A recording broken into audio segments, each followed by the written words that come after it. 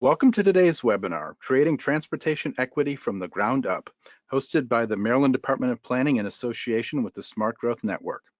My name is Michael Bayer. I'm the Manager of Infrastructure and Development at the Maryland Department of Planning and Project Manager for the Smart Growth Information Clearinghouse.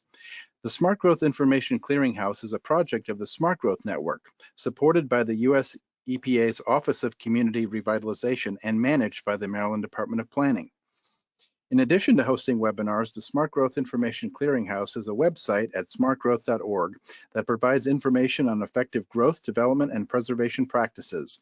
The Clearinghouse provides information to help local decision makers foster healthy, resilient, and economically vibrant communities. The Clearinghouse is also the virtual home of the Smart Growth Network, a nationally recognized coalition of leadership organizations that have formally endorsed the principles of smart growth. This webinar is one in a series of webinars produced by the Maryland Department of Planning on smart growth and planning topics available for viewing at smartgrowth.org. You can also find out about planning initiatives, planning tools, and educational opportunities in Maryland by visiting the Maryland Department of Planning's website at planning.maryland.gov. We are recording this webinar and will be posting it on our website under the Webinar Archives tab. We encourage you to visit the website and to subscribe to our e-newsletter to learn about our upcoming programs. The views expressed by the speakers in this webinar are those of the speakers and not necessarily of the Maryland Department of Planning or the state of Maryland. Viewers of this live event are eligible to receive 1.5 CM credits from the American Planning Association, as well as 1 Equity CM credit and 1.5 CNUA CEU self-reported credits from the Congress for the New Urbanism. To log your AICP credits, visit the American Planning Association's website at planning.org, log into your account, and search for the name of today's event, which is Creating Transportation Equity from the Ground Up. You can also search for event number 924-6831. I'd like to acknowledge our webinar partner today, Island Press, and their partnerships manager, Jen Hawes.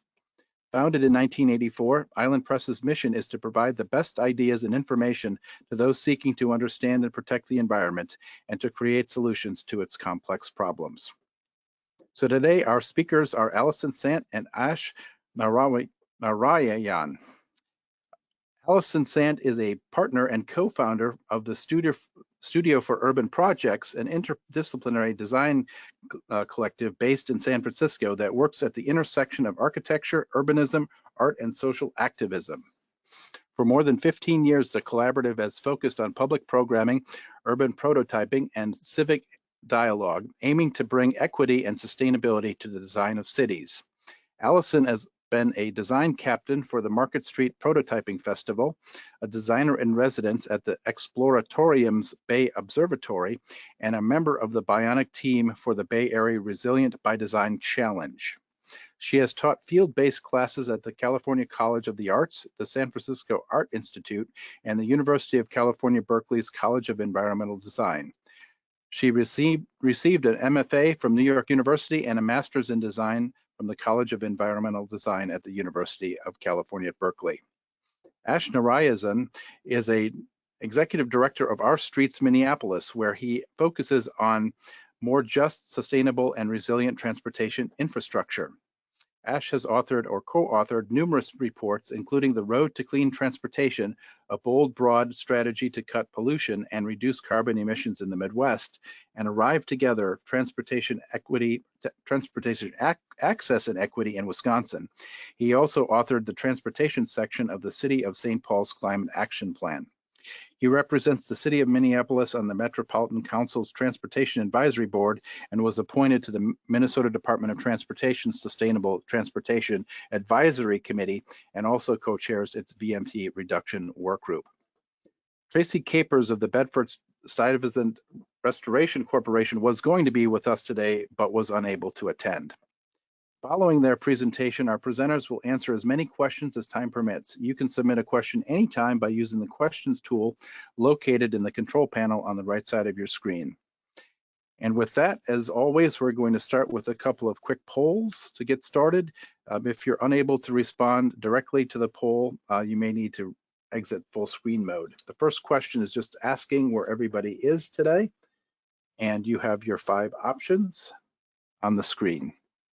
We'll give you about 30 seconds to respond and then have one other question and get into the presentation.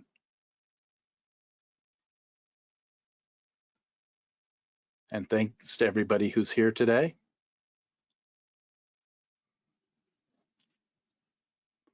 As always, there's a nice representation geographically of the audience. And we'll give you a few more seconds to respond and show you the responses here. So 33% of our audience today is in the Mid-Atlantic and Northeast, 27% in the Midwest, including Canada, 18% from the South, including Mexico, 18% from the West, and 3% of our audience is international. We have one other question for you today, specific to our topic, and that is, what mode of transportation do you use most often? And you can select one of the 5: walk, bike, transit, car share or carpool, or private automobile.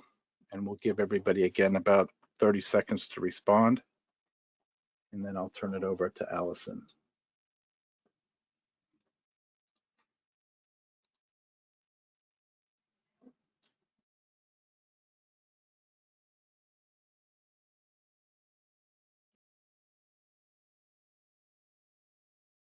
Okay, and again, thanks to everybody for responding.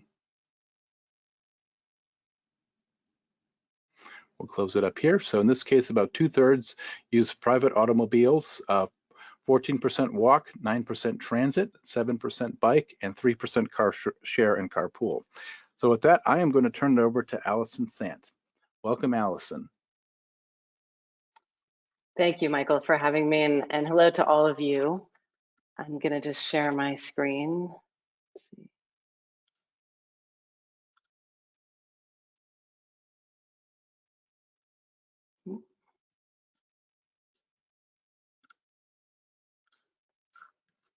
You need to swap out the presenter view, Allie.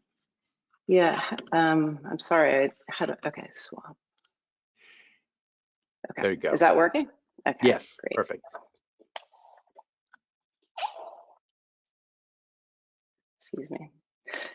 All right, there we go. So hello to all of you, and thank you to Michael Bayer and the Smart Growth Network for hosting today's event, and also to Ashwat Narayanan for his participation. I look forward to our conversation. Today, we'll be looking at ways to serve under-resourced communities through investments in walking, cycling, and public transportation. This is one of the main topics in my book, From the Ground Up, along with green infrastructure, urban forestry, and coastal resiliency. So I'll start with an overview of the book, and then we'll go into some of the case studies that I described that examine transportation inequalities and how they're being addressed in several American cities. This should give context to Ash's talk and the work of Our Streets Minneapolis, as I was lucky enough to interview him in writing the book. In my work as an urban designer at the Studio for Urban Projects, I've often been confronted with the ways in which climate change is affecting cities today and into the future. Whether we're prototyping ways to redesign city streets and curb greenhouse gas emissions, or create oyster reefs to restore habitat and buffer storm surge, it's undeniable that climate change is an urgent problem. It is also entangled with many other social crises, as climate change exaggerates existing systemic inequalities. The choices we make today will have profound effects on the future, and I feel a great responsibility to do all I can in my work to address both the climate crisis and social justice, helping to find solutions to the challenges we face. I wrote From the Ground Up to discover how people across the United States are working to mitigate and adapt to climate change while creating equitable and livable cities in the process. We have less than 8 years to halve carbon emissions and limit global warming to 1.5 degrees Celsius just to avoid the worst of its effects. But many of us have experienced them already, from wildfires and extreme heat to severe storms and flooding. Cities are the place to act. Together, the world's cities are responsible for 75% of global carbon emissions. They're also the places where the majority of us live, as the world's population has tipped to urban. How we live in cities matters. For example, transportation is responsible for 29% of US greenhouse gas emissions, with the majority of that number attributed to passenger cars.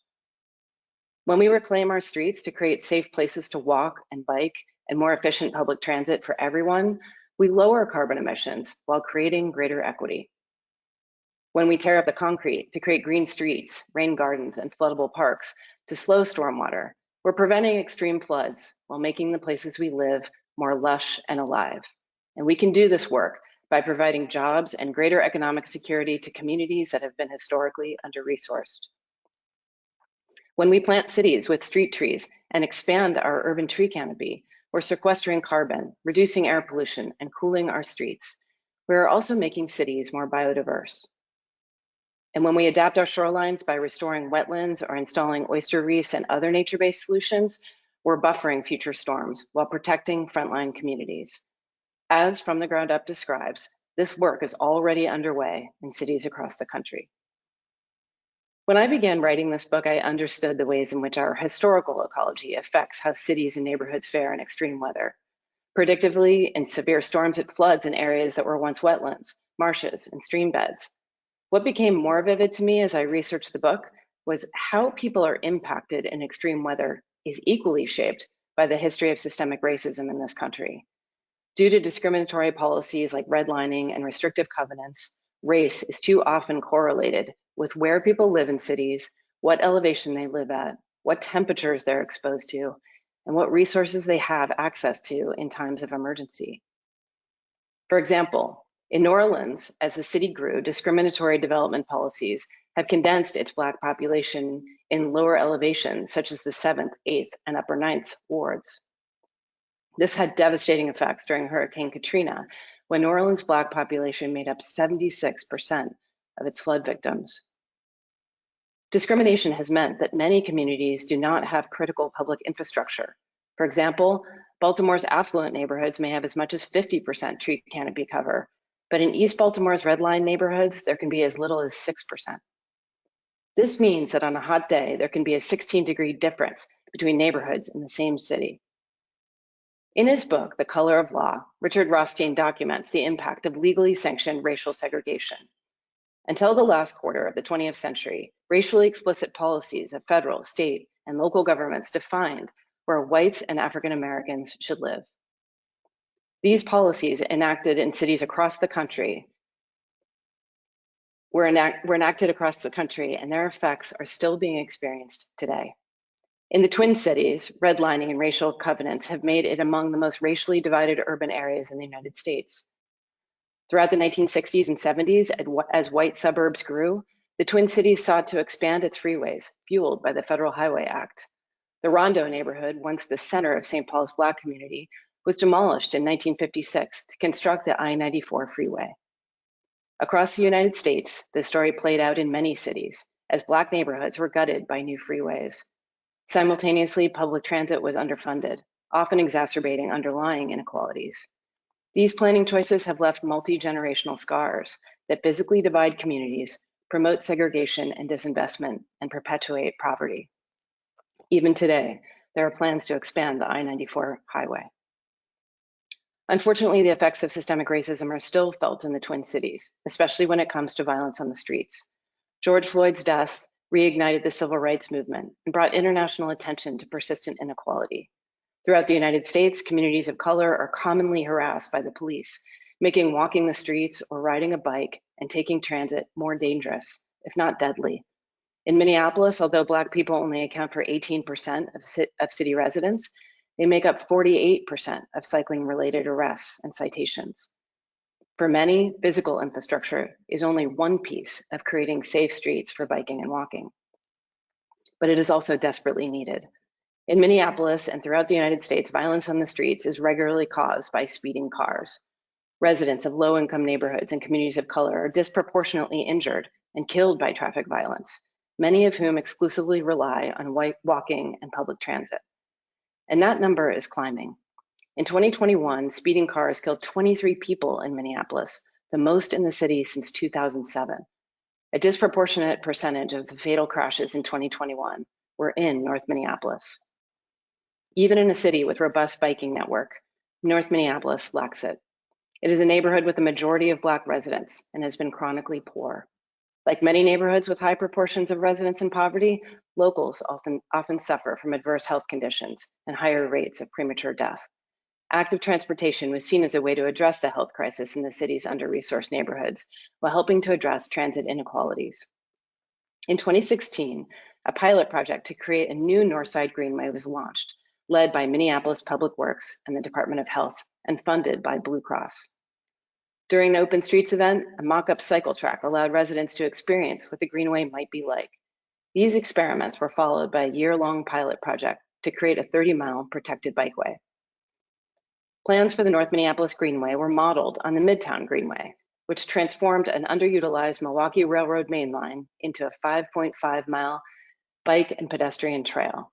Today, the Midtown Greenway is used by 1.5 million riders annually and has been named one of the best urban bike trails in the United States. But bike infrastructure has become a symbol of gentrification and displacement for many. Some North Minneapolis residents suspected that the Greenway installation was imposed upon the neighborhood for the benefit of those outside it.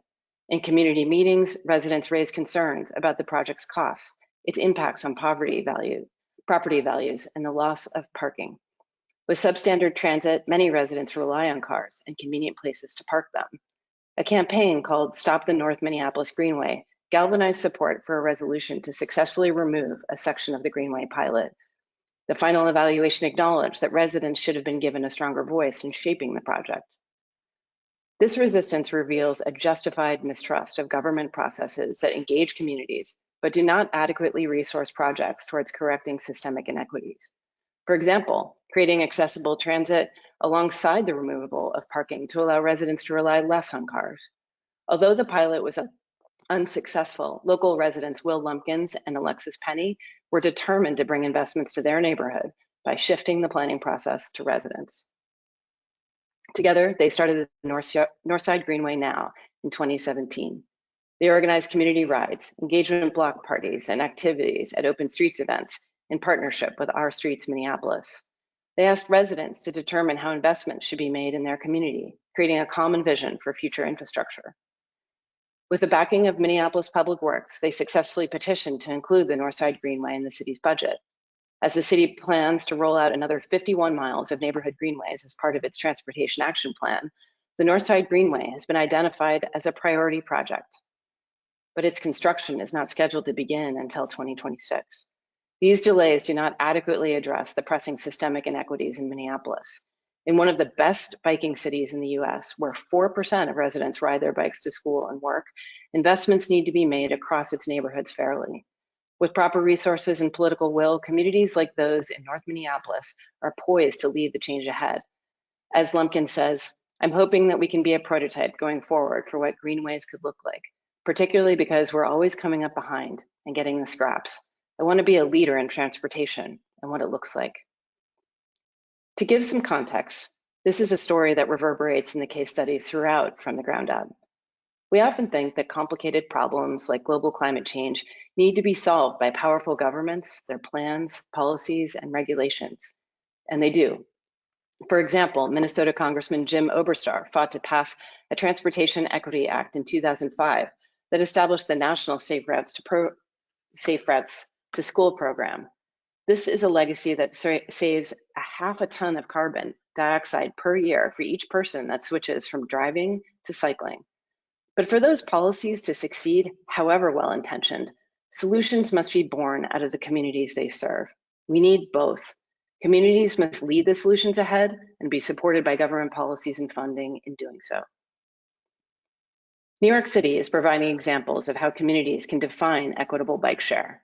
As is well known, New York has some of the best public transit in the country. In fact, it's one of the few US cities where the majority of people do not own cars. Residents are served by a variety of public transit options, including the subway, buses, and bike share. However, even in New York City, public transportation has not historically served all of its neighborhoods equally. It can be prohibitively expensive, and commuting times can be long. As Stephen Higashide describes in his book, Better Buses, Better Cities, our transportation status quo has worsened social mobility. A long commute is one of the biggest barriers to escaping poverty. Transit activists have long fought for affordable fares and more efficient transit. Providing equitable transportation is critical to connecting people to educational opportunities, services, and jobs. Central Brooklyn's Bedford-Stuyvesant neighborhood has been underserved by efficient public transit. Although City Bike installed city bike share stations, the majority of residents did not ride them. Many locals viewed the program as an amenity for people outside their community, or worse, as a tool for gentrification and displacement. Tracy Capers of Bedford Stuyvesant Restoration at Community Development Corporation led a group called the New York City Better Bike Share Partnership to improve bike share service as part of its efforts to create access to healthier and more efficient forms of transit for residents, the majority of whom are Black people with household incomes below the citywide median. Together, the partnership shaped a bike share system in the neighborhood to reflect the needs of their community, be affordable, and lay the seeds for creating job opportunities and greater local leadership. They organized a series of community events featuring helmet giveaways, bike safety lessons, and neighborhood rides. Youth were hired as ambassadors to survey residents and understand what they needed. Some even went on to join the New York DOT. Restoration met with local precincts to address racial profiling and make it safer for people of color to ride. Doctors and local hospitals prescribed free bike share membership to encourage active transportation.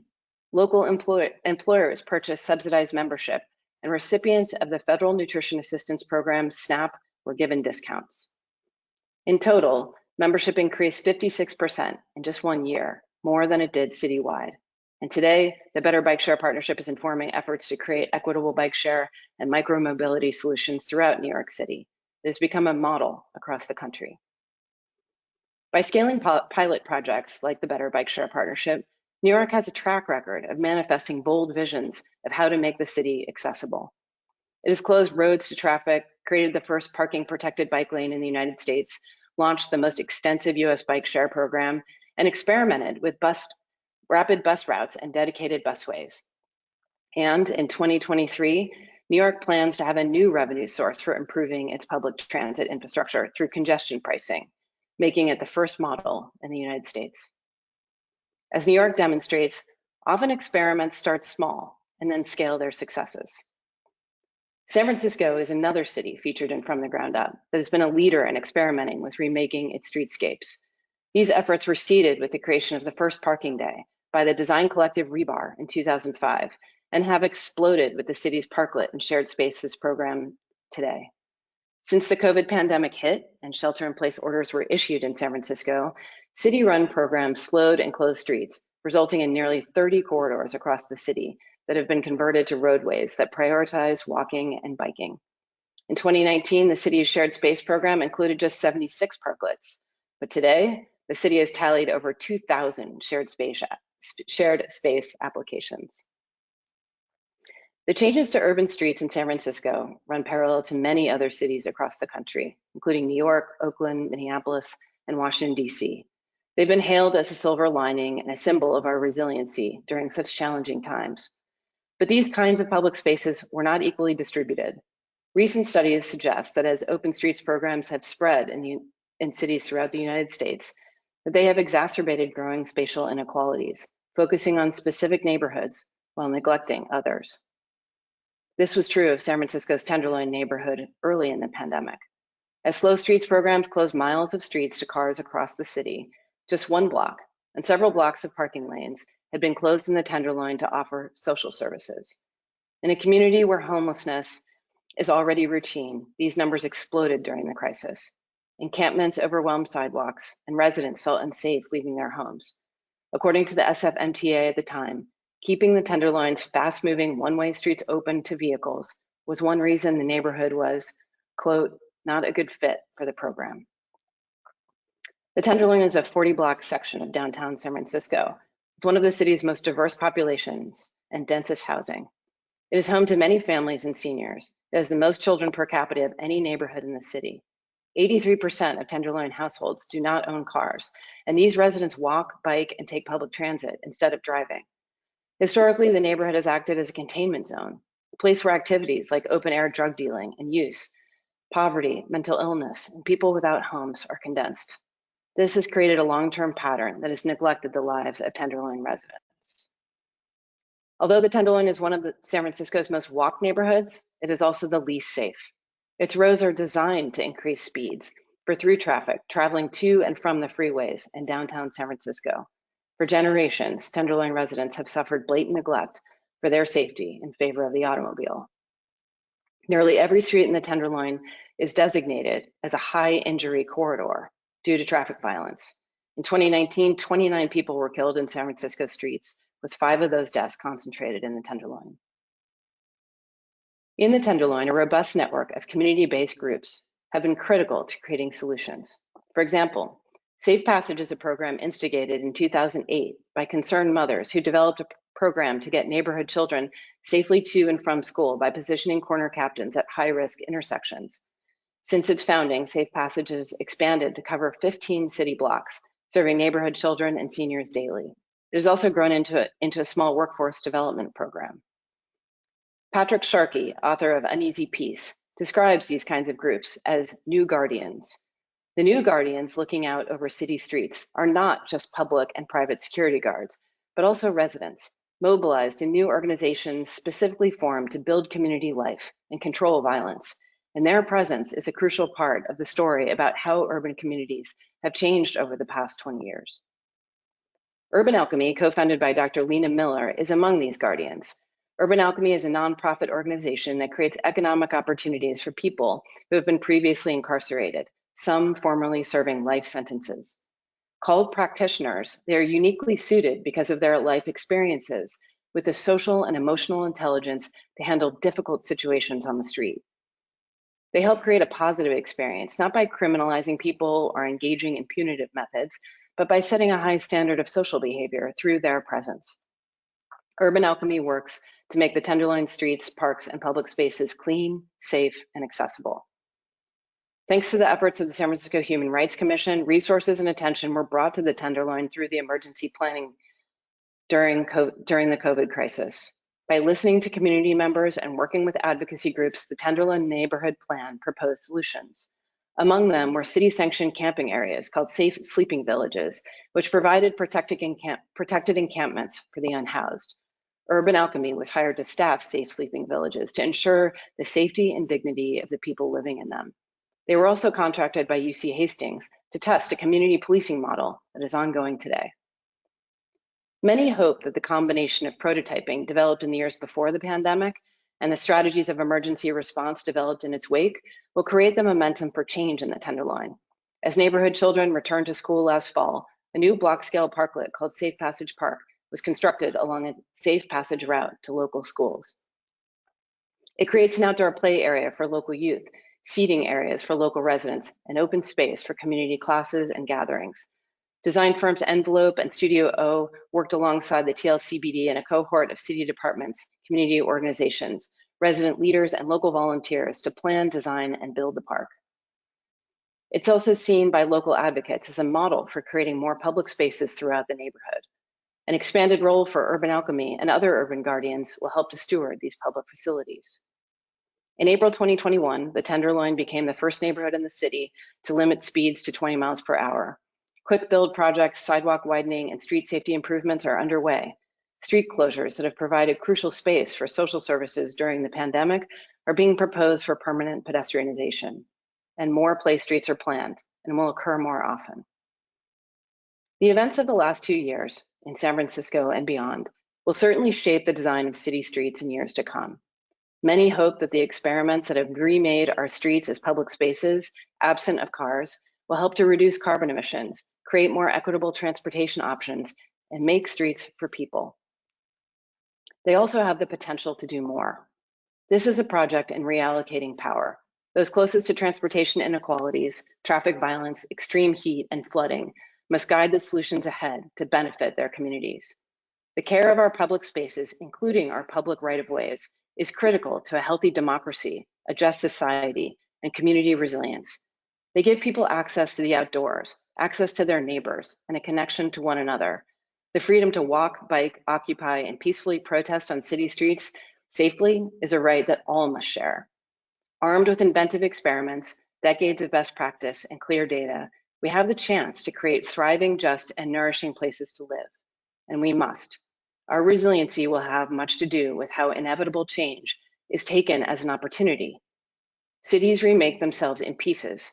There are opportunities with every road that is redesigned, sidewalk that is planted, open space that is forested, and shoreline that is restored to interject a new idea about how people live in urban spaces and who benefits from them. There are massive changes ahead. Let's make sure they're the ones we want to live with. I just want to end with a list of all of the interviewees for the book. And writing from the ground up, I interviewed more than 90 people who generously shared their experiences and insights. And I'm very lucky to have one of those experts, Ashwat Narayanan, here with me here today to talk about his work with Our Streets. But before we turn to Ash's presentation, you can learn more about the efforts remaking our cities, from our roadways and transportation systems to our urban forests and shorelines in From the Ground Up. Island Press is offering this group a discount on the book when you order the book from their website. You can use the code SMART to get 30% off. And I encourage you to take advantage of this unique chance to get your hands on a copy. You can also learn more about the book, download a chapter, and find out more about future events by signing up for our email list and following the Studio for Urban Projects on social media. So thank you all. And now I will turn it over to Ash.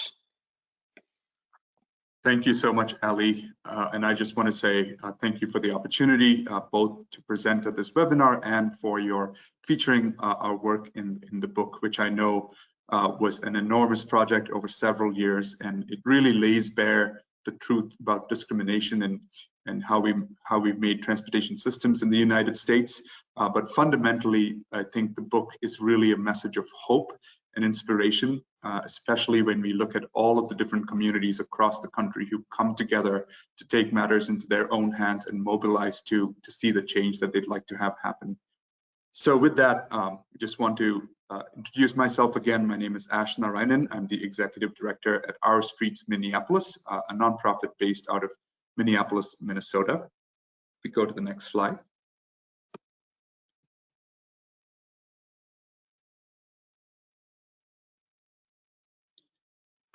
And a little bit about us. We started in 2009 as the Minneapolis Bike Coalition. We were a small group of volunteers who came together to advocate for bike lanes in the city. At the time, there was hardly any bike infrastructure in Minneapolis, and the volunteers launched a campaign called Bikeways for Everyone that resulted in the creation of the city's first bicycle master plan. Today, Minneapolis is consistently ranked as one of the best cities for biking in the nation. And a lot of that is a result of the organizing done by the Minneapolis Bicycle Coalition. In 2016, after several conversations with stakeholders, we changed our name to Our Streets Minneapolis to also include people walking and rolling in our mission. Rolling meaning people in wheelchairs, taking strollers, or even using electric mobility like e-scooters. I took over leadership of the organization in 2019, and my background is in civil and transportation engineering. Today, one of our organization's primary motivations is justice in transportation, specifically recognizing the harms of past transportation decisions and creating a new system that is focused on repairing them. So I just want to go through what some of those harms are. Go to the next slide. The biggest and most widely felt of these inequities are the epidemic of traffic crashes that we see. Ali talked a lot about this in her presentation. We all know that we see between 30 and 45,000 people killed on United States streets and highways every year. Almost every single one of us knows someone who was killed or injured or affected by a car crash, up to the president himself. And this should not be normal. Again, because of where we've chosen to route our streets and roads, we see huge racial disparities in who are affected by traffic crashes. These disparities should not be acceptable to anyone who believes in racial justice. In Minneapolis, we see about 100 fatal and severe crashes on our streets, and our Native American community members are the most disproportionately impacted. They make up just 1% of the city's population, but make up 9% of fatal bike and pedestrian crashes and up to 8% of fatal vehicle crashes. Our Black community members are also disproportionately affected, making up 19% of the population, but nearly a third of all total vehicle crashes. Next slide. Another hugely consequential effect of street design is its link to the climate crisis, as Ali mentioned as well. Today, the single biggest reason carbon pollution is getting worse is because of how much we drive. It is the fastest growing sector of carbon emissions as emissions from the electricity sector have declined. Again, this is because we have designed our communities and our transportation systems to encourage driving as much as possible. Again, because of where our streets are located, communities of color breathe worse air, and often those who contribute the least to carbon emissions, specifically people of low income, are going to have to deal with its worst impacts. Next slide. And one of our biggest, the biggest reasons for these disparities is where we have chosen to put our streets and our roads and our freeways. When the interstate system was being built in the 60s and 70s, they were intentionally routed through Black communities. Both here we see I-94 through the Rondo neighborhood and historically Black North Minneapolis as well. Destroyed many Black homes and businesses, and because home ownership was the main way that wealth was passed down through generations, it destroyed Black wealth as well. The effects of these highways are still being felt very much today, and as we see in the quote on the slide, the Department of Transportation actually came out and apologized for their role in perpetuating this harm. And so I just want to talk a little bit about the specifics of what living next to a freeway like I-94 in Minneapolis does. Next slide. Along the 7 to 10 mile stretch of I-94 between Minneapolis and St. Paul in the Twin Cities, the rate of asthma hospitalization is double the Hennepin and Ramsey County average. These are the counties in which these cities lie in. And 94% of this project corridor has been identified by the Minnesota Pollution Control Agency as an area of concern for environmental justice. And Minnesota has the 4th highest life expectancy in the country, but people who live next to this freeway have a life expectancy that is 5 years shorter than the state average. And it is much worse for some other neighborhoods like Elliott Park and East Rondo, where life expectancy is nearly 15 years below the state average.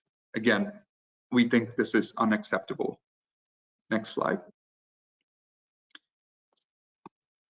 And we also see huge wealth disparities alongside the corridor. Hennepin County, again, the county that the city of Minneapolis lies in, has an annual household household income of about $82,000. Alongside the corridor, that drops to $45,000. Next slide, please. And the people who are harmed most by these freeways are the folks who use it the least. Households along the project corridor are 4 times more likely to not have a car than the rest of the Twin Cities. So even though folks who live and work and play along the corridor are affected the most, a lot of times they don't even have access to use it because the cost of car ownership is simply beyond the means of many of the folks who live along this corridor. And then I just want to touch on what Ali said from a Minneapolis context as well. Next slide, please, Ali. Layered on top of all of these injustices is the reality of policing on our streets. Policing has caused and continues to cause great harm to our community members, especially Black community members, immigrants, and people who are trans or gender nonconforming. For many people, the transportation system is the first place where they have an interaction with the criminal justice system. Whether you are, you don't have a ticket when you're traveling on a bus or a light rail, or if you are pulled over by police for having something like a broken tail light. And we know, as Ali pointed out in her statistics, that Black men especially are disproportionately policed. And for many people, it has fatal consequences. George Floyd himself was murdered on our streets. And so safety on streets extends far beyond just being safe from car crashes. It also means that people of color are able to move through public spaces without fear of being attacked. We have consistently, Our Streets Minneapolis has consistently called for police and enforcement to be removed from transportation because we don't actually believe it makes us safer as a community, and instead we focus on fixing the transportation system itself. If you have more questions about our stance, you can go to ourstreetsmpls.org and you'll see a series of articles that we've written about this. Next slide, please. And so I just want to talk a little bit about the approach we take to making systems change in the city of Minneapolis and in our region and in the state of Minnesota. We have evolved our approach to fully embracing a grassroots, multidimensional, intersectional strategy focused on meeting people where they are at. This means our primary means of advancing our goals is by door knocking neighborhoods across Minneapolis. Since July of last year, when we hired a new advocacy director, our teams of staff and volunteers have knocked on over 6,800 doors. And our guiding principle is really rooted in being accountable to the people of our communities. So we try to connect housing justice, racial justice, displacement, disability rights, and economic justice within our campaigns. And one thing I do want to highlight is, which we think is key to advancing transportation justice, is we do everything publicly. This means that we email decision makers publicly, we make demands publicly, and if we have conversations with elected officials, we make that public as well. This way, we hold ourselves fully accountable to communities who have put their trust and their faith in us. We also strive to interrupt sort of the insider games that have happened in the past, where policymakers have often made decisions behind closed doors. And so we try to make sure that all of the things we do are completely transparent and visible to folks who are our supporters. Another tool that we use are called accountability forums. These are public forums where we invite community members and decision makers to participate, again, publicly, and ask them to make a commitment to things that we're asking for. Next slide, please. Here's a few photos of our staff, our volunteers who have been out door knocking throughout the winter. And like I said, we're going to be close to 10,000 doors by the end of the summer. So next slide, please. So as I said, our focus is on building a new transportation future. So what exactly do we tell people when we meet them at the door? Specifically, transportation projects are often not an easy sell.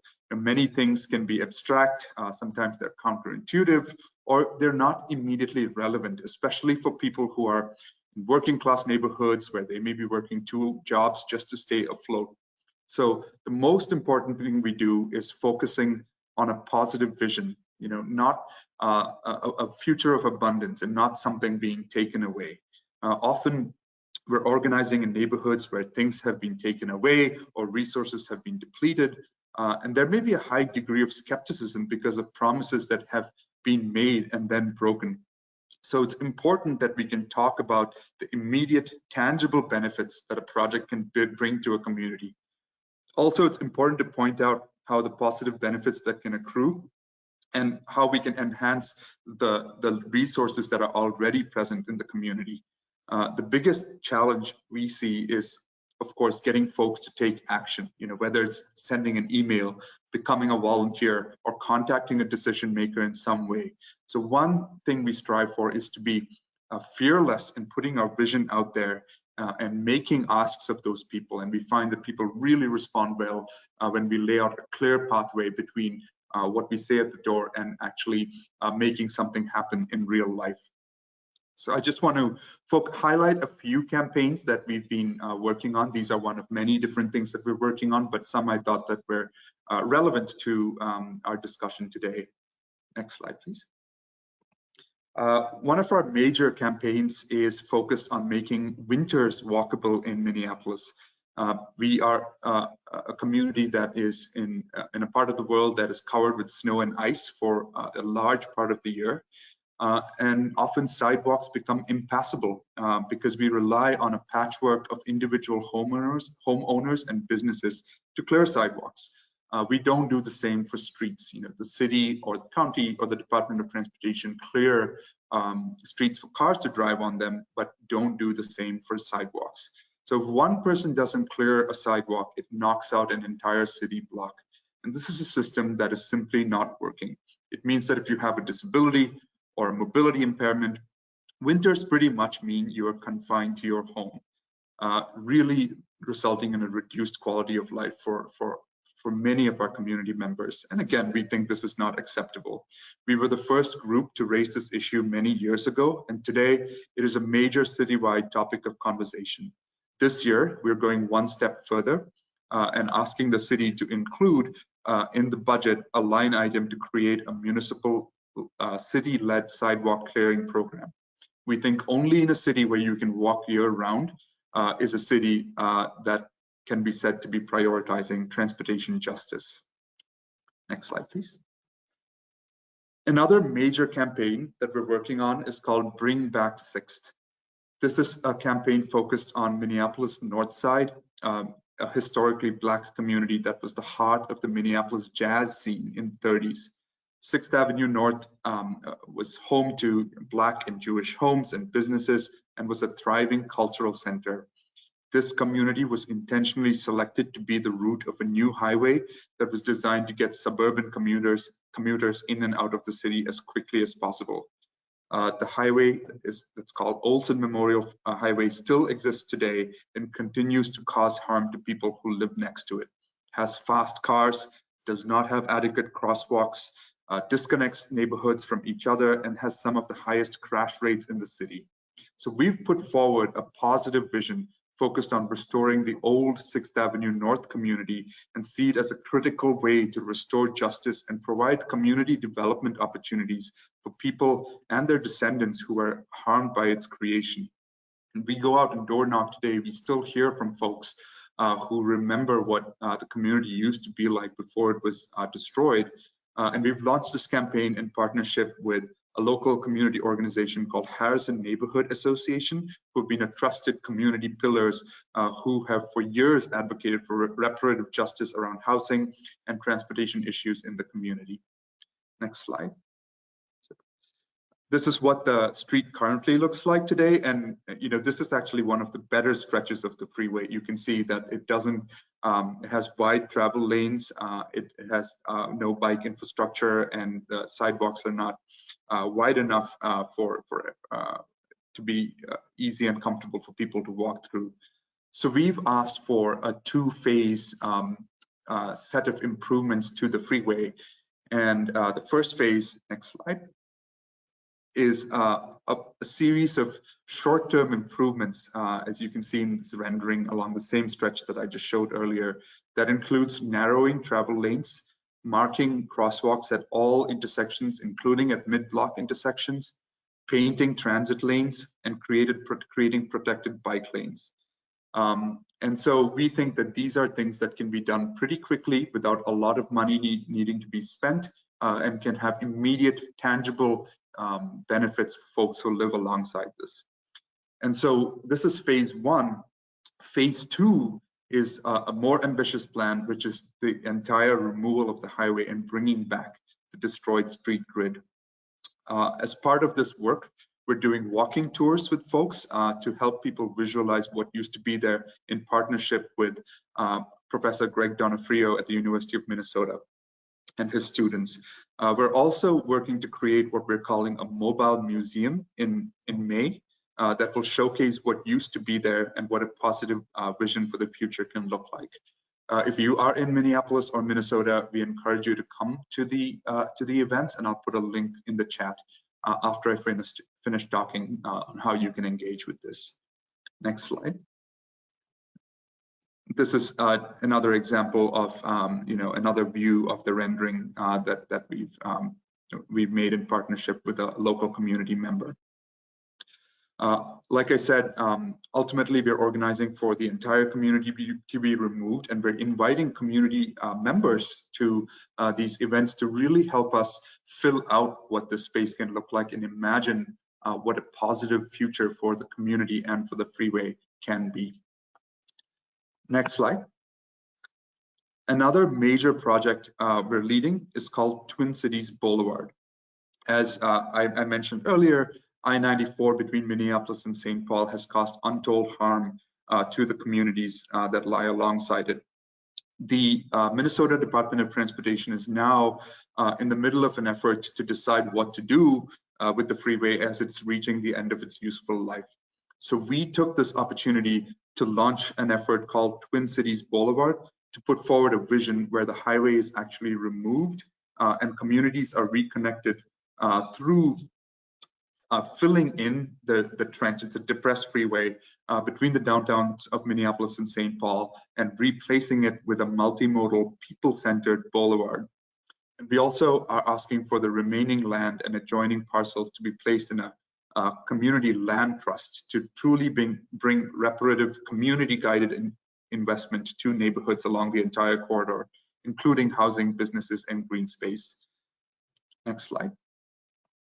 So I just want to show you what it looks like today. This is in the Seward neighborhood of Minneapolis, where I live. It is a heavily East African neighborhood with thousands of units of public housing, and it passes through several culturally important places for immigrant and Black communities across the Twin Cities.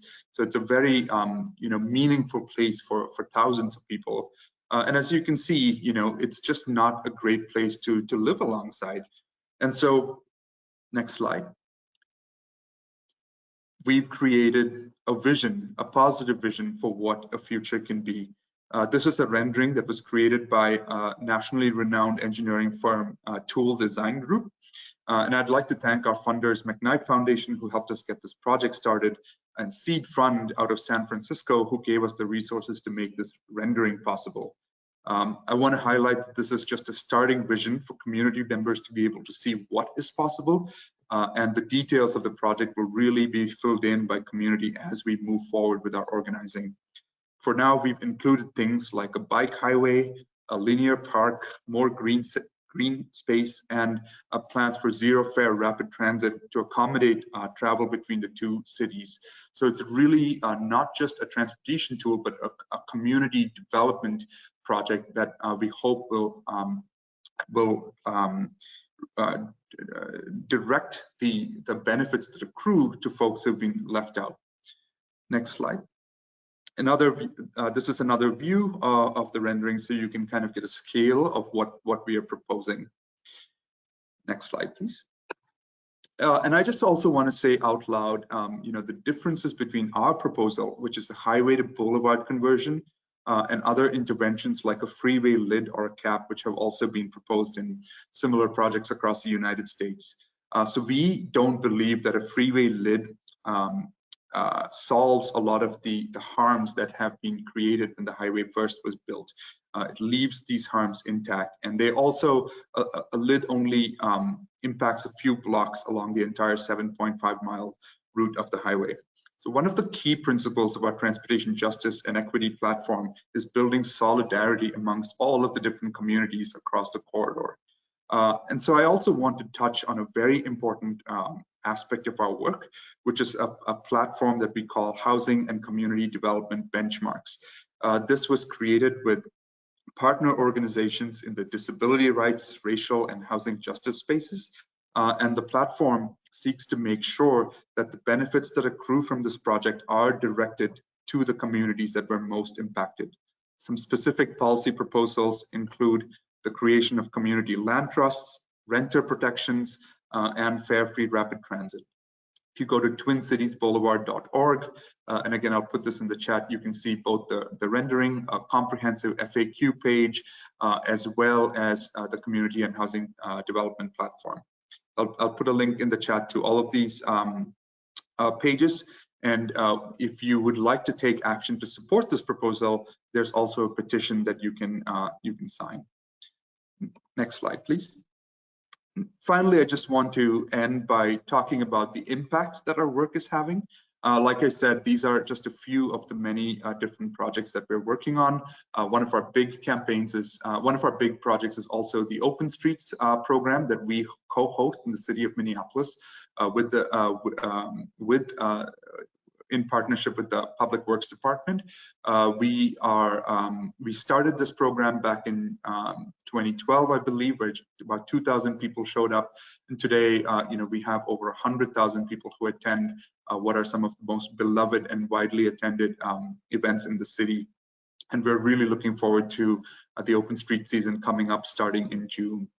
A few other successes. Our Streets Minneapolis served on the Minnesota Department of Transportation Sustainable Transportation Advisory Council, which passed a historic driving reduction goal that was also adopted by Hennepin County, the county that the city of Minneapolis lies in.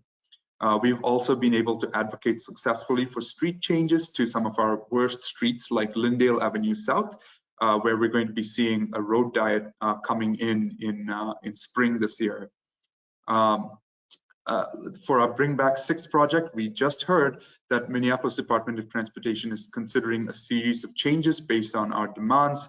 That we're going to be holding a public accountability forum on May 4th, where departments representatives are going to come and talk to community members about what exactly those changes are going to be. I think they're going to be quite exciting. So if you are able to attend and you're in Minneapolis, we'd love to invite you. And then the new incoming director of public works of the city of Minneapolis has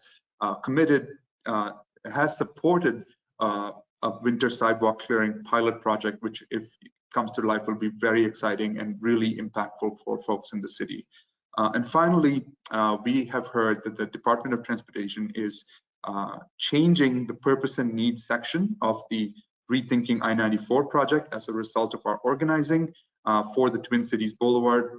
I don't know exactly what those changes are going to be, but they're going to be coming out sometime in the next couple of months. So we are optimistic and hope that our alternative is going to be included in one of the project alternatives. So we really couldn't do this work without the support of our community members. In the last 3 months alone, community members have sent over 30,000 emails in support of all of these different projects. And we are very proud to be connected with all of the different community and organizing that's happening, as Ali mentioned in the rest of her book. And we think that the only way to make meaningful change is when communities come together. So with that, I will end and turn it back over to you, Ali. Great, thanks to you both, and thanks to everybody who's submitting questions. We're going to have our panelists turn on their cameras for you so that they can have a little discussion between themselves, and then we'll go into the audience Q&A. So I'll turn it back over to Ali. And we just need you to turn your camera on, Ali, and unmute. Okay, there we go. Can you all hear me? Yes, go ahead. Okay, good. All right, Ash, thank you so much, and thank you for your leadership and work in Minneapolis. It's stunning to see all of the work that's underway right now. And I want to dive in with just some questions to you before we answer the audience questions. And I'd like to start with a focus on the economic benefits. In my research into the North Minneapolis Greenway and bike share, certainly in Bedford-Stuyvesant, the people I interviewed brought up the potential for bike infrastructure and better safe places for people to walk, bike, and take transit in general, creating economic benefits to their communities. And I wonder if you could bring more detail to that.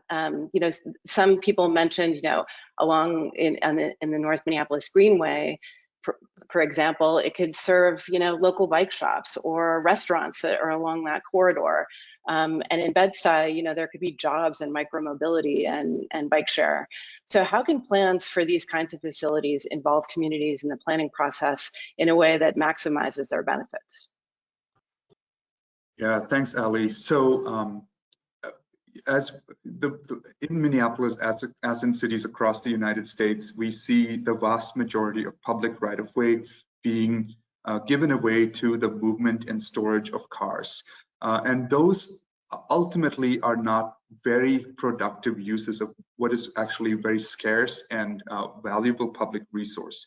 And so we've advocated for using that space in a way that directly benefits folks who live alongside a lot of the major corridors that we were talking about. And we continue to see over and over again that every time that biking infrastructure or walking infrastructure is expanded, a lot more economic benefits accrue to not just people, but also the businesses and businesses that lie along these corridors, as well as providing people with a much more inexpensive way to get to and from work, especially. And so those are, so that's one thing. Another thing I want to point out is an innovative program that Our Streets Minneapolis has in partnership with the city of Minneapolis that we're calling Walk, Bike, and Roll audits. So this is a program that before a new street reconstruction happens, even before any design starts, Our Streets Minneapolis and the city partner to go out and engage local communities along a specific street project. So we go out, door knock, bring people and talk about the vision and the hopes and the barriers that they face. And we bring project managers and engineers along so that they can hear firsthand from community members about how some of these changes can directly impact people's lives. And so we found that to be a very powerful way to get direct feedback even before a project has been conceptualized. And a lot of the times we only hear, we get community input after a design has been at 30% or something, but this is a way for us to get unfiltered thoughts and really shape the long-term outcome of a project based on what community members hear and feel in real life. And so that's something we're very excited with, and we're grateful for that partnership with the city of Minneapolis. We'll put more information about that on our website as well. Great.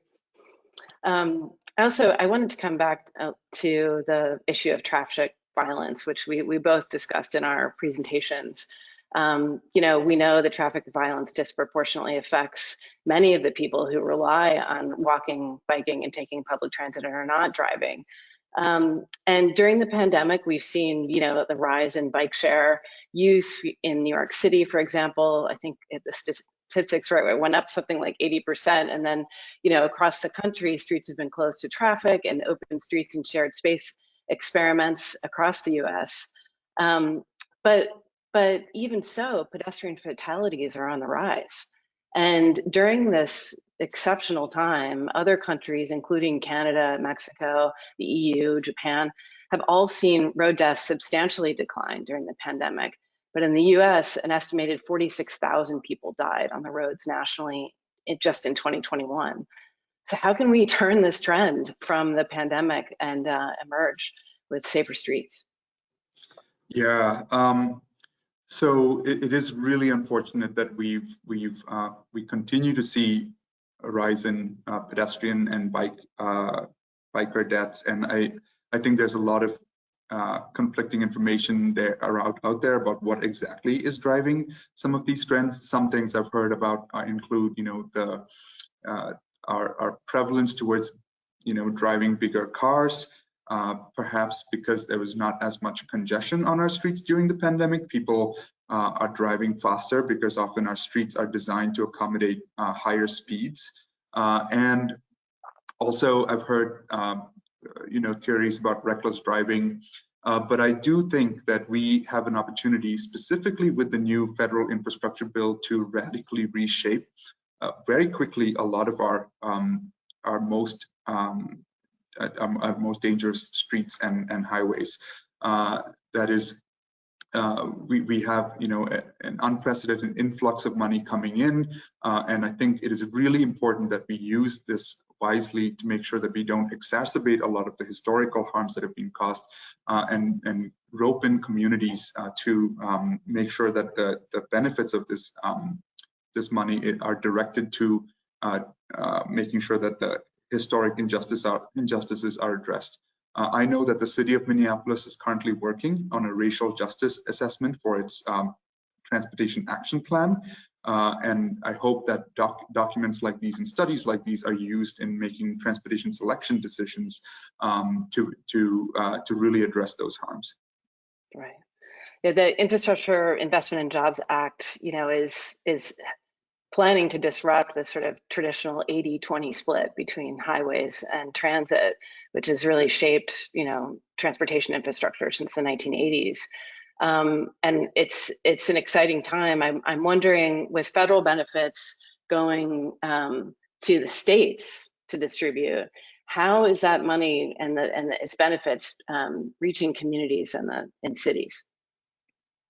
So I think there's a couple of things I do want to mention in the federal bill. One is the Reconnecting Communities program, which has about $1 billion for pilot projects that are looking to dismantle unjust infrastructure in cities. There's planning grants available for up to $2 million that we hope to apply for our Twin Cities Boulevard project. The other thing is, I think, the more shovel-ready projects that a city has, the more strong case cities can make for applying for those funds to their respective DOTs and states to deploy them quickly. Right, which makes some of your projects and campaigns especially attractive, I'm assuming. Right? Are there other? I certainly hope so. Yeah. Are there other projects? I mean, what are you hoping that funding will do on the ground in the Twin Cities? So in Minneapolis, for example, we have a fully formed transportation action plan that seeks to have 2 out of every 3 trips be made by biking, walking, or public transit by 2030. Unfortunately, that plan is not fully funded, or it's not funded at all. We don't know how much it's going to cost and what exactly it will take for us to build out the entire network of improvements that we hope to see. So a first step would be for us to, do an evaluation of how much it'll actually take, and then systematically roll them out in applications to the federal government. We also see some interesting projects that are coming out, like in the city of Duluth, for example. Duluth, Minnesota has freeways that go through downtown, and there's a growing movement there trying to rethink some of that.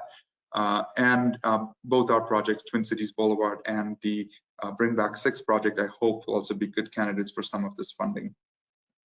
That's great.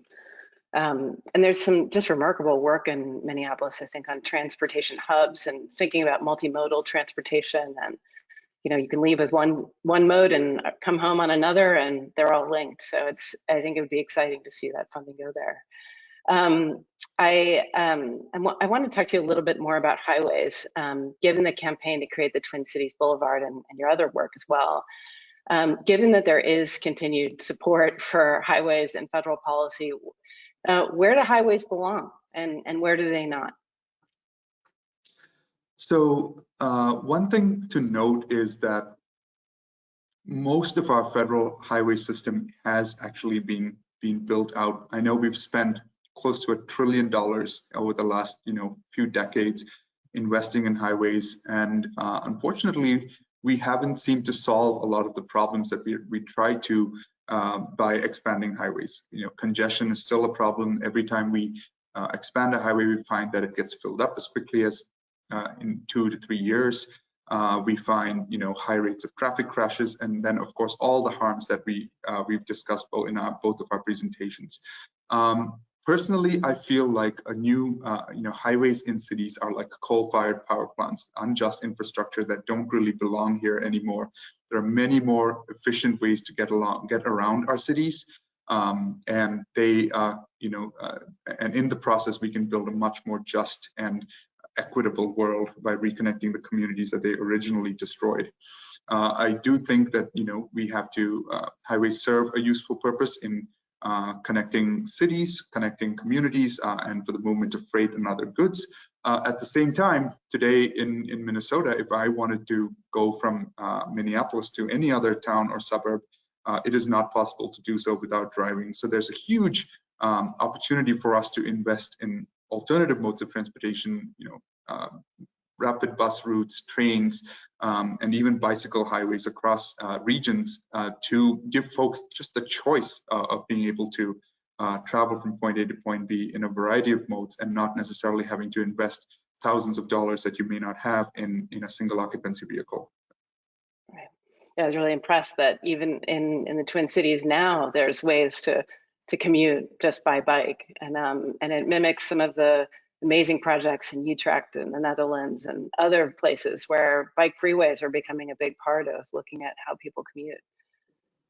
Just one more question for you before we throw it open to our audience. You know, as you addressed in your presentation, there are many intersecting issues at play in connection with equitable transportation, including housing policy and racial justice broadly.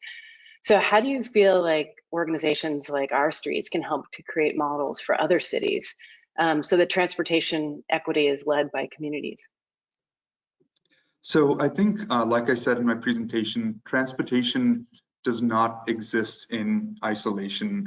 You know, a transportation decision affects so many parts of people's lives: it's housing, it's racial justice, it's disability rights.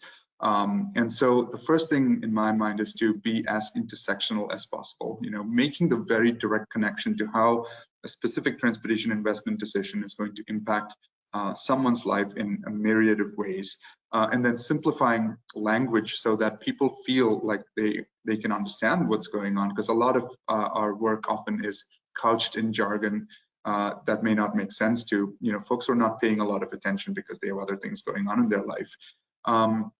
And so the thing that we're really proud of is the housing and community justice development benchmarks that my team put together in conjunction with several other organizations who are working in housing, working in disability, and we relied on people who have firsthand experience of using transportation systems from their particular perspective to inform the work that we are doing.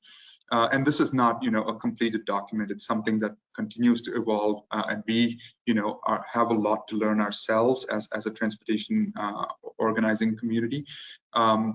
But ultimately, we think that, you know, the only way for us to have real impact is to get support from everyday people, and that's what we hope to do through our grassroots organizing, phone banking, and social media outreach.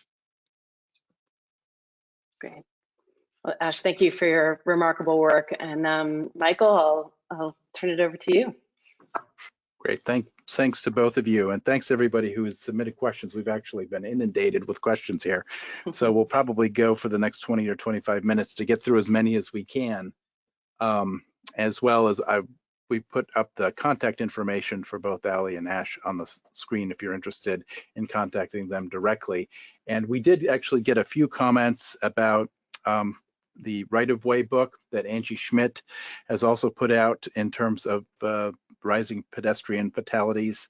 And I'll just mention that we did, as the questioner noted, a webinar with her a couple weeks ago. So we're going to be sending out that link in the chat for those of you who would like to see that, because it was recorded. Okay, so we'll start here and we'll try to get through as many as we can. First question here is from Serena Dudas, who says, how can you rebuild trust with the community that was hurt by policy decisions in the past? Ash, please. That's a really great question, and something that comes up a lot in the organizing that we do.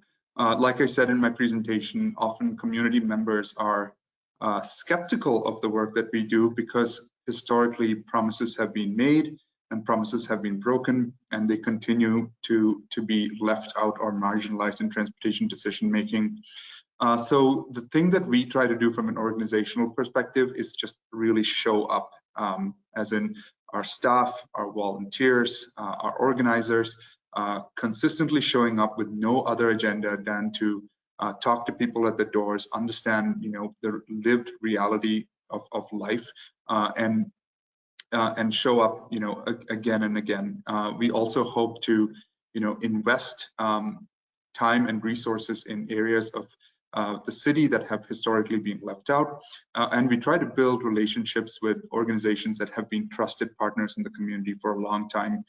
So, you know, there's no easy answer to this. It really is putting in a lot of work and really being very transparent and accountable. You can't show up with any kind of hidden agenda. You can't show up focused on a particular outcome. You have to show up, you know, in full authenticity. So and continue to show up so that community members see that you really mean what you say. We also hope to serve as a bridge between, we kind of act as a shield between big agencies and community members who have kind of been left out in the past. And so we take a lot of the the brunt of some of the comments or some of the discomfort that may come from the organizing that we do, and that is something that we as a team and as a group of volunteers have learned to expect. Yeah, so again, it takes time and it takes authenticity.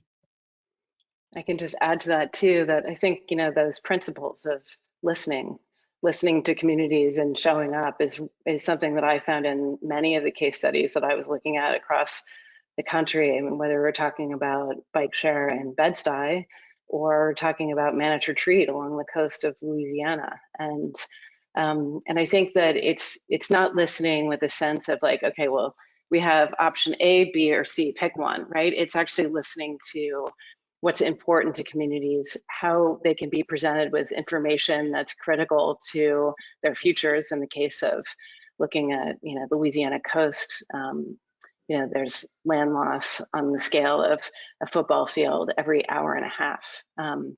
Those communities along the shoreline are well acquainted with the disappearance of their land. And when they're presented with science and data, when they're supported in a community process, they can come up with amazing solutions for what to do, and they have. One of the case studies in the book that I talk about is a project called LA Safe there, where communities along the coast they're looking at statewide approaches to manage retreat. So I think the same kinds of lessons that are being taken into how we organize our streets and transportation networks and how we think about these sort of larger questions of where we live are all linked by needing to make sure that there's leadership in communities and that people are listening to them. Great, thank you both. Next one here is, I'm intrigued by the Minneapolis strategy to conduct advocacy and activities publicly. How do you exactly do that? How do you publicize conversations, communications, and so on? And have you looked at other groups using that model or ones that have not and paid a price? Yes, that's a really great question and something that is a bit of an evolution for our organization. When we the things we do, we have a process that we kind of use for almost every campaign. Specifically, we lay out our demands that have previously been built through all of our interactions with community, through door knocking, through what we hear from stakeholders, and through surveys that we do. And then we publicly announce those demands. And at the same time, we send emails to all of the decision makers who are going to be involved in impacting a specific project. We also have 2 or more staff attend every meeting with an elected official or a decision maker, and we say to them before the meeting that this conversation is going to be made public. And so that depends on comfort of the person we're meeting with, if they're willing to do that. We also have people taking notes at the meeting, and then we lay out a gist of what happened at that meeting through our social media channels, usually on our Twitter, at Our Streets MPLS. And I haven't looked specifically at other organizations who are or not doing that, but we, this is something that is not easy to do. I think people are used to a certain way of getting things done, and it it causes some discomfort. I've had elected officials say, "Why don't you just text me? Or why don't you just call me?" But to the previous question that was asked, I think this is a very important step in building trust and accountability to the community, to show that we're driven by no other agenda than making sure that we remain accountable to our communities. Great, thank you. Next question here is, something we are looking to increase is empowerment in our community. How can policymakers place final decision-making in the hands of the public around transportation systems? Ellie, did you want to take that first? No, please go ahead. So one of the ways that we try to do engagement is in our community and housing policy platform benchmarks. We have a benchmark in there for making sure that the outcome is representative of who truly lives or works in that community, to make sure that it is representative by race, by age, by disability, and trying to see if community engagement has truly been done along a specific project or a corridor. For example, the Minneapolis Transportation Action Plan that was created was done after years of engagement with the community, and yet often we see, when projects actually come to the ground, there can be a small vocal group of people who either haven't heard of it before or suddenly realize that it's going to take away a parking spot or something, and then opposition pops up. And so I think it's important that we make sure that community engagement feels representative of the community. We track metrics on how exactly we're doing that. At the end of the day, it needs to kind of trickle down from high-level policy to the plans to the projects on the ground, and the community needs to be involved in every step of the way there. So it's a tricky thing to accomplish, and I don't know if we have the right solution, but those are some of the ways that we engage with that specific problem. I just want to add to that too, that often communities are actually starting this process themselves. We were looking at the North Minneapolis Greenway and their attempts to create this amazing bike and pedestrian resource in their neighborhood. And that idea is shared not just in transportation infrastructure, but also in green infrastructure, which is sometimes intermingled with bike infrastructure across the country, especially in cities like Portland that have made a real effort to do that. But I wanted to point to one example because I think it's such an interesting one for how communities are actually involved in not just petitioning to change their neighborhoods, but actually are doing it through their efforts. A woman named Angela Chalk in the 7th Ward of New Orleans was one of the first people to return to her neighborhood post-Hurricane Katrina. And she ended up working to direct funding that was coming into New Orleans post-hurricane to her own neighborhood. And she worked with a Waterwise group, and they ended up tearing up like her driveway and her front yard and making bioswales and rain barrels. And when the next storm hit and she didn't flood, her neighbors became really interested in having that same kind of infrastructure in their yards. And it grew into that sort of created a groundswell in her neighborhood where she could bring people together over home cooked meals, and she knew her neighbors and she knew her neighborhood, and she was able to gather people together and really not only create great examples of green infrastructure throughout their neighborhood, but also the knowledge of why it should exist, how it relates to the complex, network of levees and pumps throughout the city. And I think that kind of engagement of people knowing why those decisions are made, even though, as Ash points out, these things can be complicated and obtuse, especially when it comes to transportation planning. But investing in people's understanding of how these things work actually helps their agency in making change. And so I think there's some nice examples and parallels in working on all of these areas. Okay, thank you.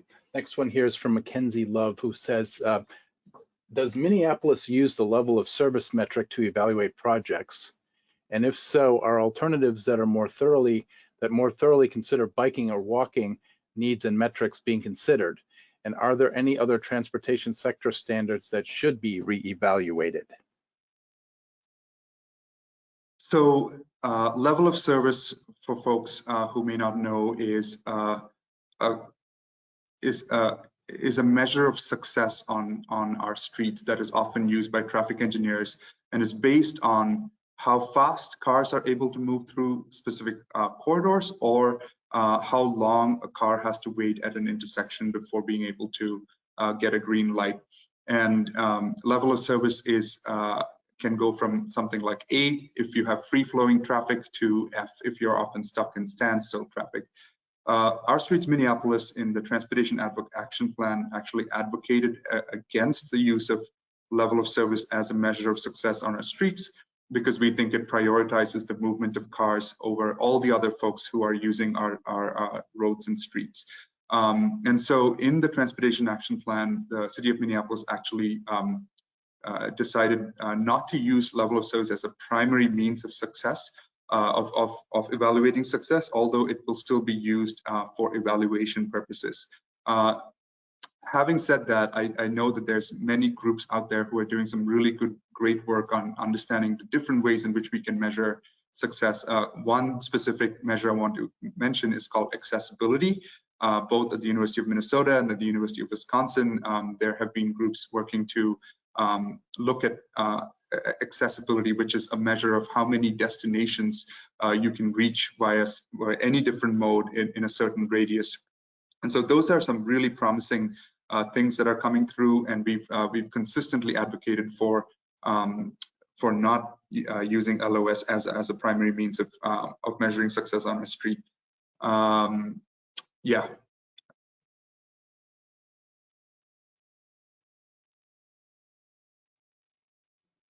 Okay, thank you. And I'll just mention the groups themselves. One is the University of Minnesota's Accessibility Observatory, who have some really great research on the subject, and then some pioneering work done by State Smart Transportation Initiative out of the University of Wisconsin, who are a part of Smart Growth America. Okay, thank you. Next question here is from Daniel Church, who says, here in Dallas, we often hear anti-bike lane and multimodal mobility sentiment from lower income and minority communities.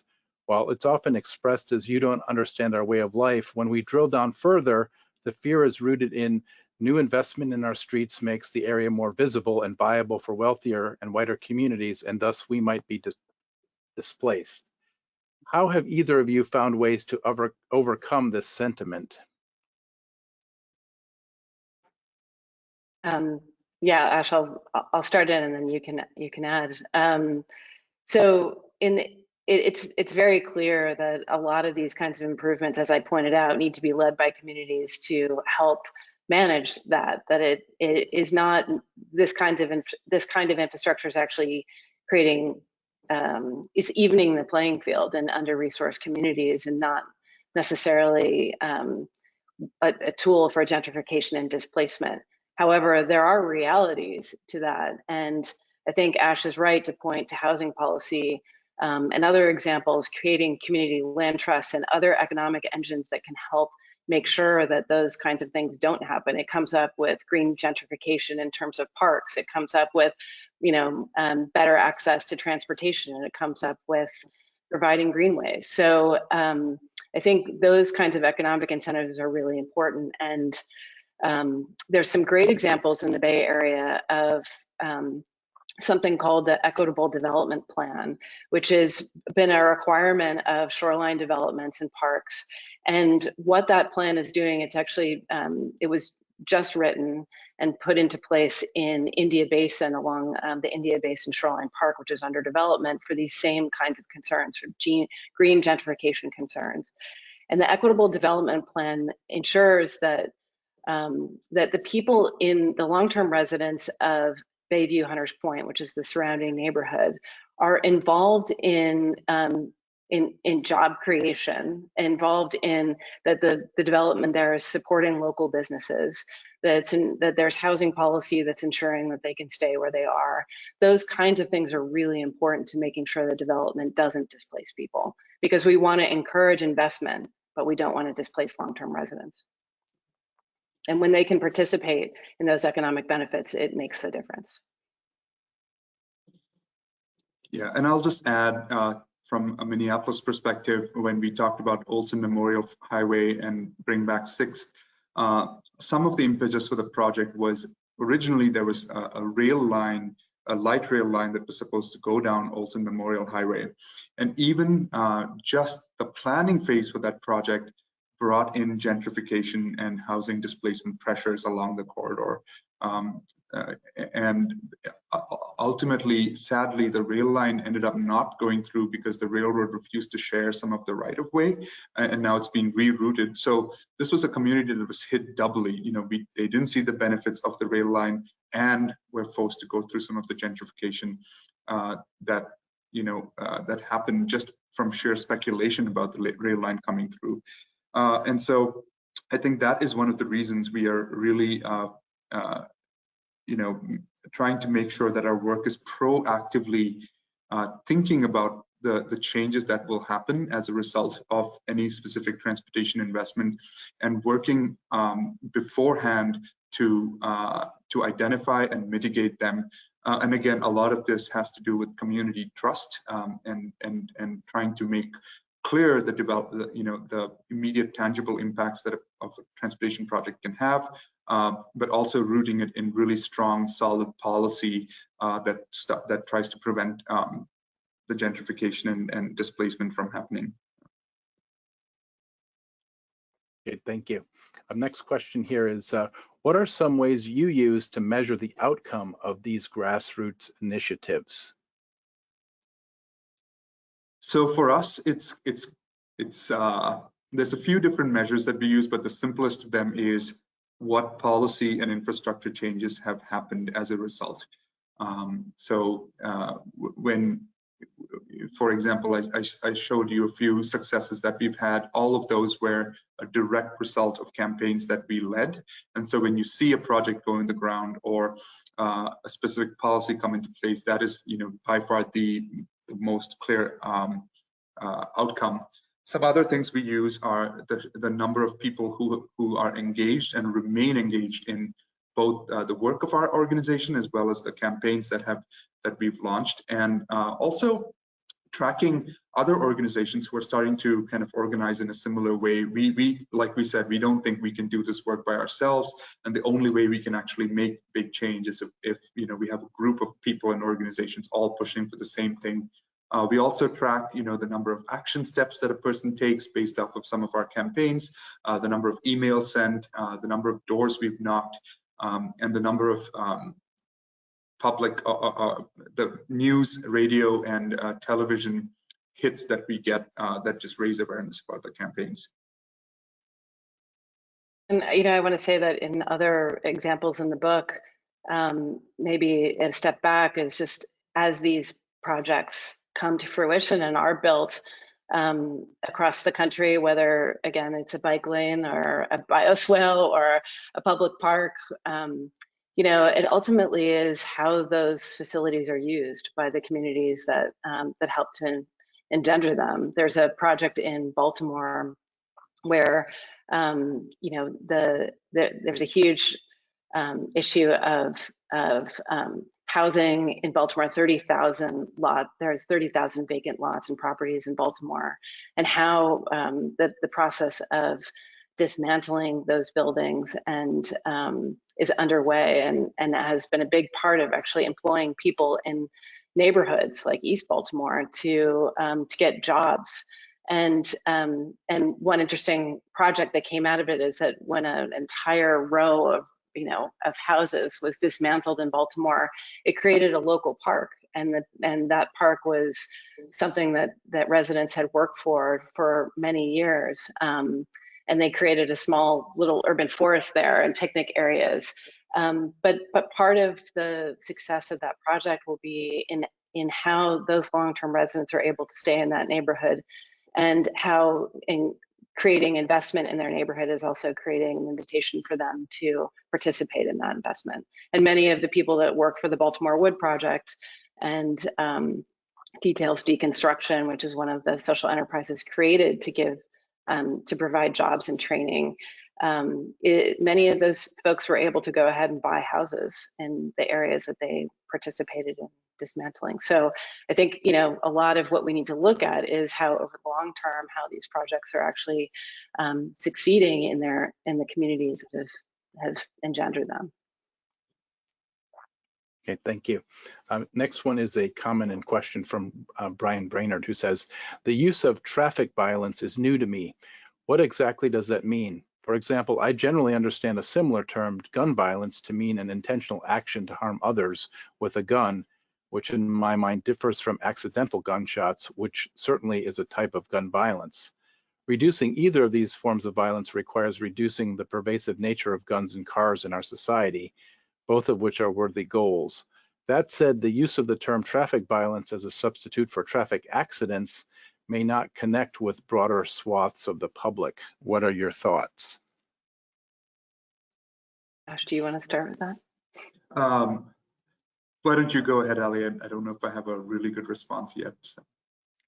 Okay, I think you know, a lot of that language was intended to be intentionally changed, because accidents implies that that no one is at fault, right? And I think that with Vision Zero, which is trying to create a campaign for making streets safer and having 0 deaths on our city streets due to traffic violence, the intention is to show that both in the design of our streets and the kinds of transportation decisions that we make, that we are intentionally trying to limit that and recognizing that that it is violence. And it does affect many people and creates trauma in neighborhoods that have been affected by it. So that's my understanding. Yeah, and in my, I've hesitated to use the word traffic violence sometimes because I worry that it creates a culture of perpetrators and victims, when in fact, car crashes are a result of a system that we've continued to perpetuate. And so I do think that words are really powerful, and traffic violence is a term that kind of shows the scale of the trauma that we've gone through we continue to go through as a society. Having said that, I worry that, you know, if there's a driver who hits a pedestrian, that does not automatically mean that the person who was driving had any ill will or intentionally did something like that to the pedestrian, but it's a nature of how the street was designed, what else was happening, and you know, a change comes from changing the system and not necessarily placing individual blame on people. Great, thank you. Given the quality of the questions here and the quantity, I would like to go just a couple more and then we'll wrap up with some closing thoughts. If that works with both of you. Sure. Excellent. So the next one here is from Nate Robbins, who says, many of these streetscapes designs sound great and look pretty. How does our streets coordinate with Metro Transit to ensure that these designs are compatible with the bus service? Good question. We have not coordinated with Metro Transit yet, but as we hope, as these things become closer to reality, Metro Transit, who are the public transit service provider in the 7-county region of the Twin Cities, will be at the table helping shape the design so that, you know, public transit is by far the quickest and most efficient way to get across the region with these designs. Thank you. Next question here is from Jeffrey Keyworth, who says, my municipality conducts a lot of public engagement and we worry about engagement fatigue in the public. How can a municipality help to keep community volunteer efforts, such as those featured today, continue to be energized? So again, I come back to authenticity. I think we've all been at the table where decisions have previously been made and then the public is engaged at a point where no real changes are going to be made to a design or a policy that's been proposed. And I've seen community members be disillusioned over and over again because of that. So I think the very first step is to establish clearly how, when someone takes the time out of their day to come to a community engagement event, that feedback is going to flow through the process and what impact is it going to have on the transportation project itself. And establishing that link, I think, really energizes people, because then they can see how they are shaping the future of their community.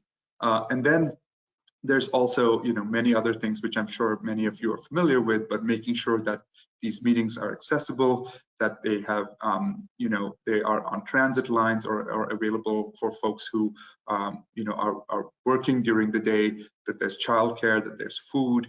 All of these things, you know, go far in making sure that people are able to participate in an equitable manner. And I think also that fatigue comes from feeling that their participation isn't valued and that it won't make a difference. So when communities are involved in making a change in their neighborhood and can see it on their streets, I mentioned Angela Chalk and the green infrastructure she saw in her own neighborhood. Well, it's not just her neighborhood they've been changing. You know, the processes that she's using and her neighbors are using are becoming part of a network of change that's rippling through all of New Orleans.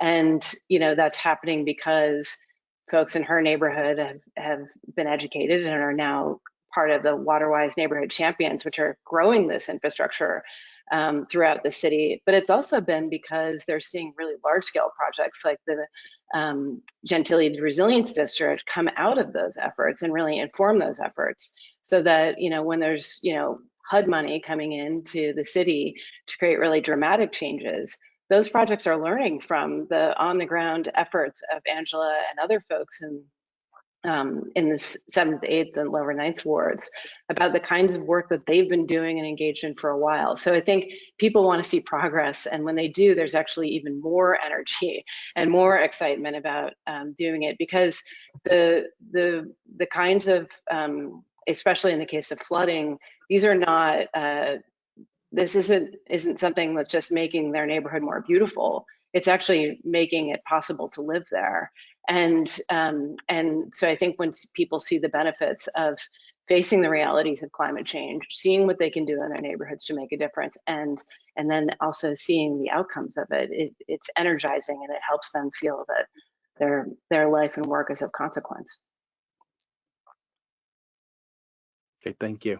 We did get a couple of questions and comments along this line, which in this case, the question is, any quality of life improvements are unfortunately associated with gentrification and displacement too. Have you identified any strategies to minimize the potential gentrification associated with this proposed design project?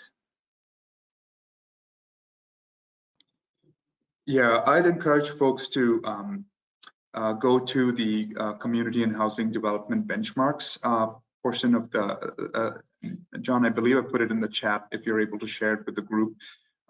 There we've identified a series of strategies that can be proactively used to, you know, make sure that any benefits that accrue are going to the community that's been displaced or harmed by previous iterations of transportation infrastructure. But some of the things, like I pointed out, are community land trusts, strong renter provisions, and fare free rapid transit. And just wanted to highlight too, in the world of park design, the 11th Street Bridge project in DC has gotten a lot of attention for having built those kinds of community land trusts, et cetera, into the way in which the park was designed. Great. I guess we'll have one last one here before we have our closing thoughts. This one is from Wayne Wilcox, who says, as a consultant who comes into a locality from outside, what ways can I use to find local groups and leaders in disadvantaged communities?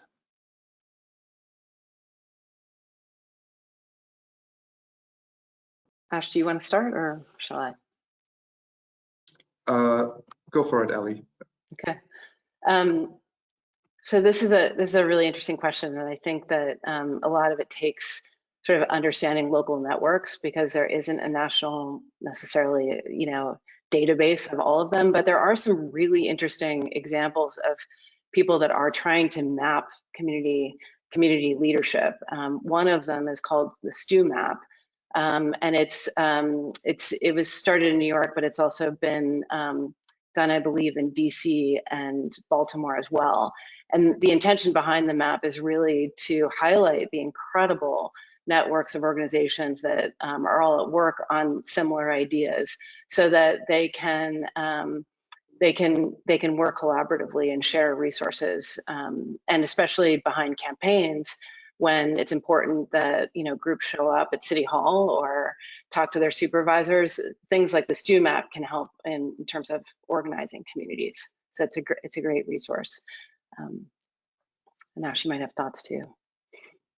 I didn't know about that. That's great, Ali. And you know, I'll be honest, it's not going to be easy. A lot of these relationships have been built up through years of work and proving yourself to communities that we really care about making the community better. However, I think looking for organizations that have been doing work like this, talking to leaders there, and then one important thing is providing compensation for folks who are willing to participate for their time, their lived expertise, I think is really important as well. Great, Yeah, thank you. I'm sorry, Michael. Go I ahead. just wanted to highlight that came up over and over and over again, is that, in order to participate in these kinds of things, to grow projects, community members need to be compensated. And the realities of participating in these meetings is, that sometimes people can't afford to, or they're not convenient, or and there's been a lot of great ideas of how to do that differently, and I covered some of them in the book. Like sometimes it's creating an event and making sure there's childcare available, right, or things like that, or making sure there's a benefit to the community while you're asking them to participate in this project. I think Ash's work with the open streets events and things like that, that's another example where people are coming on a Saturday and participating in something with their families, and they're participating in understanding the decisions that may affect their neighborhood and giving feedback on them. So those kinds of things really make a difference. And I think also, when communities are organizing engagement, often if they know the schedules of their neighbors and they know what they're doing and when they're available, they can make it a lot more effective. And that came up over and over and over again in all of the case studies I looked at. Excellent. Well, as always, we could absolutely go over another 20 or 30 minutes with the other questions, but we've already gone over 15, so we'll stop here with that. But I did want to give each of you a chance to give us some kind of closing thoughts and takeaways, and why don't we start with Ash? First of all, I just want to say thank you to Ali and to you, John, and Michael for the opportunity here. And I'm just really heartened to see the sheer number of people who have signed on in the middle of their workday to learn about transportation equity.